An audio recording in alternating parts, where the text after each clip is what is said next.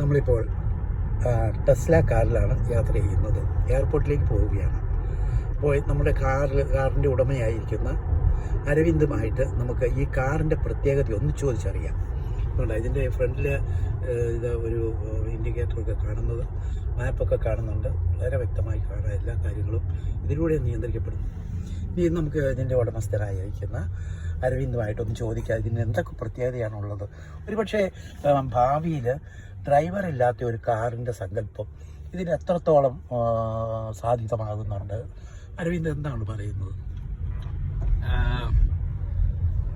ഇത് ടെസ്ല കാറാണ്. ഇപ്പം പല വണ്ടികളിലും ഇതിനെ ഡ്രൈവർലെസ് എന്ന് പറയുമ്പോൾ തന്നെ ഇത് പല ലെവൽ ഓഫ് ഡ്രൈവർലെസ് ഉണ്ട്. ഇപ്പോൾ ഉദാഹരണത്തിന് ഈ കാർ ഇപ്പോൾ ഞാനിത് ഓട്ടോ പൈലറ്റിൽ ഇട്ടിരിക്കുകയാണ്. ഓട്ടോ പൈലറ്റ് എന്ന് പറയുന്നത് ഇതിൻ്റെ ഒരു ഡിഫോൾട്ട് ഫീച്ചറാണ്. അപ്പോൾ ഡിഫോൾട്ട് ഫീച്ചറിൽ ഞാനിപ്പോൾ കൈയും കൊടുത്തിട്ടില്ല, സ്റ്റിയറിംഗിൽ കാണിച്ചു, ഞാനൊന്നും ചെയ്യുന്നില്ല. മുമ്പിലോട്ട് കാണിച്ചോ. അതെ, സ്റ്റിയറിംഗ് ഒന്നും തൊട്ടിട്ട് പോലുമില്ല, ജസ്റ്റ് ഒന്ന് തൊട്ടാൽ മതി. ഇപ്പം മുമ്പിൽ കാറുകൾ നിർത്തിയിട്ടിരിക്കുമ്പോൾ ഇത് അതിന്റെ പുറകിൽ ഓട്ടോമാറ്റിക്കലി ചെന്നിട്ട് സ്റ്റോപ്പ് ചെയ്യും. തനിയെ സ്റ്റോപ്പ് ചെയ്യും, തനിയെ നിർത്തും. മുമ്പിൽ വണ്ടി പോകുമ്പോൾ തന്നെ അത് മുമ്പിലേക്ക് ആക്സിലറേറ്റ് ചെയ്ത് തനിയെ പൊക്കോളും, തനിയെ പോവുകയും ചെയ്യുന്നുണ്ട്. ഈ സ്പീഡ് കണ്ടില്ലേ?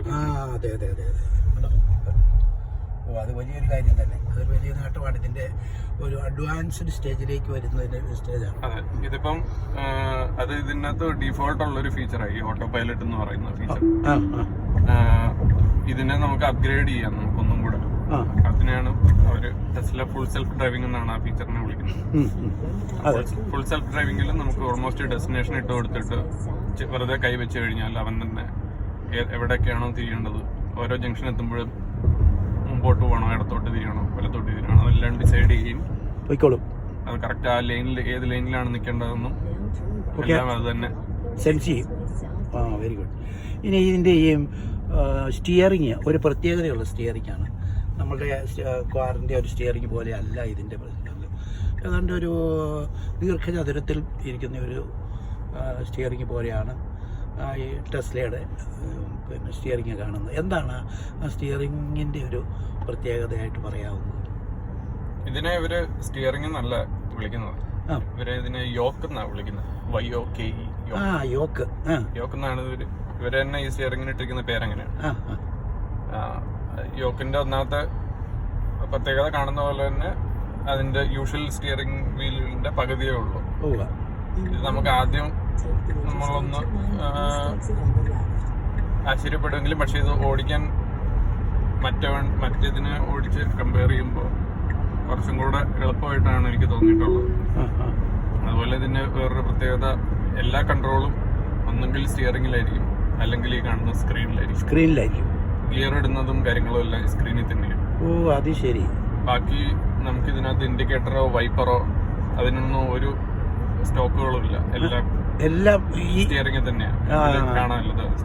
ഇൻഡിക്കേറ്ററിന്റെ ഓപ്ഷൻ. ഓ, സ്റ്റിയറിംഗിൽ അതിലെ ബട്ടൺസാ അല്ലേ?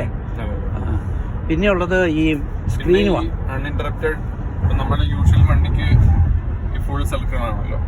ഫുൾ സർക്കിൾ ആകുമ്പോൾ ഇവിടെ ഇങ്ങനെ സ്റ്റിയറിംഗ് വീല് വരുന്നത് കൊണ്ട് നമ്മളുടെ വ്യൂ കുറച്ച് ഒബ്സ്ട്രക്റ്റഡ് ആവാൻ ചാൻസ് ഉണ്ട്. ഇതിപ്പം നമുക്കൊരു ഫുള്ളി ഓപ്പൺ ഒരു വ്യൂ പോലെ നമുക്ക് ഫീൽ കിട്ടുകയും ചെയ്യും.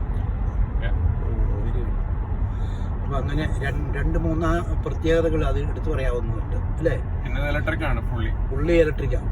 അത് പിന്നെ രാത്രി മുഴുവൻ ഒന്ന് കുത്തിയിട്ട് വെച്ചാൽ മതി ഇല്ലേ നിങ്ങളുടെ വീട്ടില്?